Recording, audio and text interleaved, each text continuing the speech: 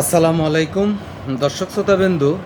শেষ হলো জাতিসংঘের ৭৯তম অধিবেশন। গোটা পৃথিবীর ১৯৩টি রাষ্ট্রের প্রেসিডেন্ট এবং প্রধানমন্ত্রীগণ এই অধিবেশনে যোগদান করেছেন এবং প্রত্যেক প্রেসিডেন্ট যার যার অবস্থান থেকে তার দেশ এবং বিশ্বের চিন্তাধারা সেখানে ব্যক্ত করেছেন। বাংলাদেশ থেকে যথারীতি যোগদান করেছেন প্রধান উপদেষ্টা ডক্টর মোহাম্মদ ইউনূস।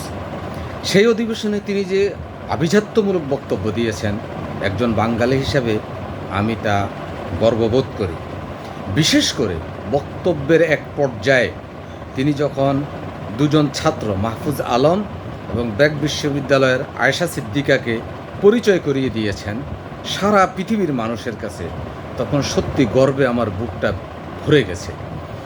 তিনি সেখানে তাদের আইডেন্টিটিটা এইভাবে তুলে ধরেছেন যে এরা সারা পৃথিবীর তরুণদের মতোই যুবক, কিন্তু এদের কথা শুনলে বুঝতে পারবে এরা তোমাদের থেকে অনেক অনেক পার্থক্য। এদের কথা থেকে বুঝতে পারবে যে এরা সমকাল অর্থাৎ বিশ্ব সম্পর্কে কতটা সচেতন। গোটা জাতিসংঘ অধিবেশনে তখন করতালিতে মুখরিত হয়ে ওঠে।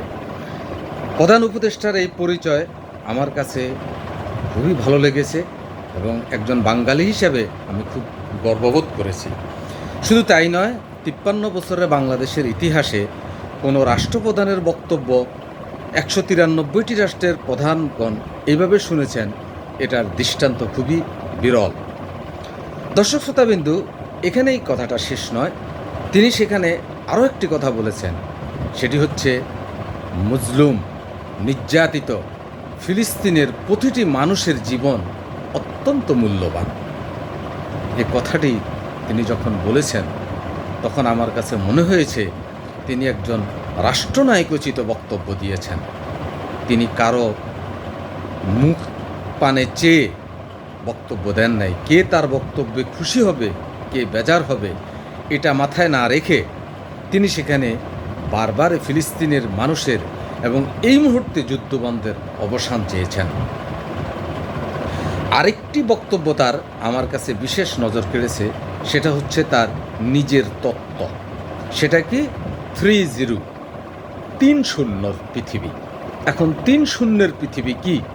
৩-০ পৃথিবী হলো ১, এখানে বেকারত্ব থাকবে না।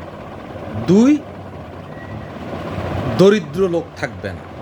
৩, কার্বন নিঃসরণ, অর্থাৎ আমাদের জীবাশ্মের কারণে যেভাবে কার্বন নিঃসরণ হচ্ছে তাতে করে বোঝা যাচ্ছে এই পৃথিবী হয়তোবা কোনো একদিন আমাদের হাতেই ধ্বংস হয়ে যাবে।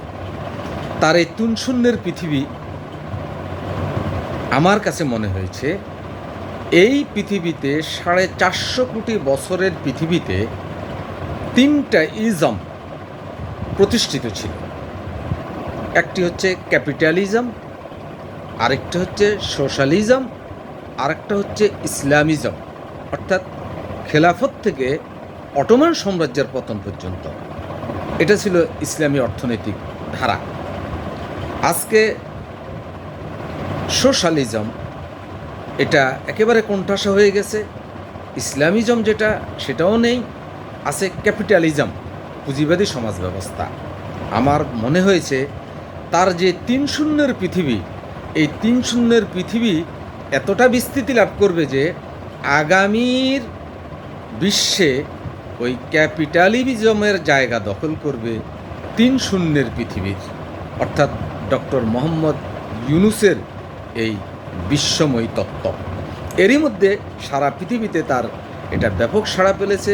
বিভিন্ন বিশ্ববিদ্যালয়ে এই বিষয়ের উপর পড়াশোনাও শুরু হয়েছে। এখন আমি যে বিষয়টি আসলে মূলত বলতে চাচ্ছি সেটি হচ্ছে তার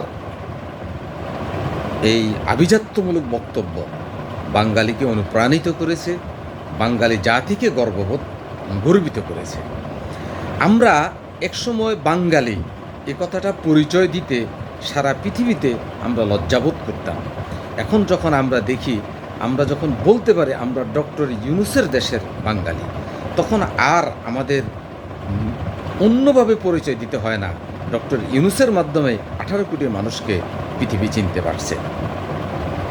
শুধু তাই নয়, তিনি সেখানে অনেকগুলো কথা বলেছেন যে তার প্রত্যেকটা কথা মানুষের হৃদয়কে স্পর্শ করেছে। সেটি হলো, তিনি বুঝাতে চাচ্ছেন যে বর্তমান বাংলাদেশ নয়, বর্তমান পৃথিবীটা যেভাবে চলছে এটাই একটা ভুল থিওরির ভিতরে চলছে। এই পৃথিবীটার বাঁক পরিবর্তন করতে হবে। এই পৃথিবীর বাঁক পরিবর্তন করতে হলে তার 3 শূন্যের পৃথিবীর গণ্ডিতে এই পদ্ধতি অবলম্বন করে পৃথিবীতে এগিয়ে নিতে হবে, যদি এই পৃথিবী নামক এই গ্রহকে আমরা টিকাতে চাই। আপনারা জানেন, অনেকে শান্তিতে নোবেল পুরস্কার পেয়েছেন, অনেকে প্রতি বছরে পাচ্ছেন, কিন্তু ডক্টর ইউনূস কেন এতটা প্রাসঙ্গিক পৃথিবীর মানুষের কাছে, এটা একটু পরিষ্কার হওয়া দরকার। কারণ যত ব্যক্তি শান্তিতে নোবেল পুরস্কার পেয়েছেন কিংবা অন্যান্য বিষয়ে নোবেল পুরস্কার পেয়েছেন, তারা সেই বিষয়টা একটা তত্ত্ব আবিষ্কার করেছেন। যেমন আমাদের অমর্ত্য সেন, ভারতের অমর্ত্য সেন, তিনিও একজন বাঙালি, তিনি অর্থনীতির উপর নোবেল পুরস্কার পেয়েছেন।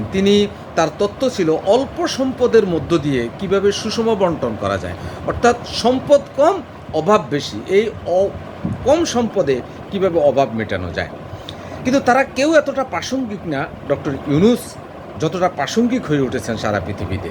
এর একটি কারণ হলো, তিনি শুধু তত্ত্ব প্রকাশ করেন নাই, এই তত্ত্বটাকে তিনি বাস্তবে প্রয়োগ করে দেখিয়েছেন যে এটা সম্ভব এবং এর মধ্য দিয়ে পৃথিবীকে এগিয়ে নেওয়া সম্ভব। দর্শক শ্রোতাবিন্দু, ডক্টর ইউনূসের এই বক্তব্য আমার কাছে ভালো লেগেছে। আমার কাছে মনে হয়েছে বিশ্ব বাংলাদেশ নয়, বিশ্বই নতুন করে ভাববে তার আলোচনা নিয়ে। তার আরেকটা আভিজাত্যিক বিষয় আমার কাছে ভালো লেগেছে, সেটি হলো সমগ্র পৃথিবী, মার্কিন যুক্তরাষ্ট্র থেকে শুরু করে অন্যান্য রাষ্ট্রপ্রধানদের সাথে সাক্ষাৎ করার জন্য তারা আবেদন করেন, কিন্তু এই প্রথম দেখলাম বাংলাদেশের প্রধান উপদেষ্টা ডক্টর মোহাম্মদ ইউনূস, যার কাছে সাক্ষাৎ দেওয়ার জন্য অনেকে সিরিয়াল নিয়েছেন, তারপরেও তিনি মার্কিন যুক্তরাষ্ট্রের প্রেসিডেন্ট জো বাইডেন, কানাডার প্রেসিডেন্ট জাস্টিস ট্রুডো এবং আরও 12টি রাষ্ট্রপ্রধানের সাথে তিনি সাক্ষাৎ দিয়েছেন। এটা বাঙালি হিসাবে আমাদের জন্য গর্বের বিষয়। আমি যেই জায়গাটায় উপসংহারে আমার বক্তব্যটা আনতে চাই, সেটি হচ্ছে খ্যাতি। এটা কখনো কখনো মানুষকে আনন্দ না দিয়ে বিড়ম্বনাও দেয়।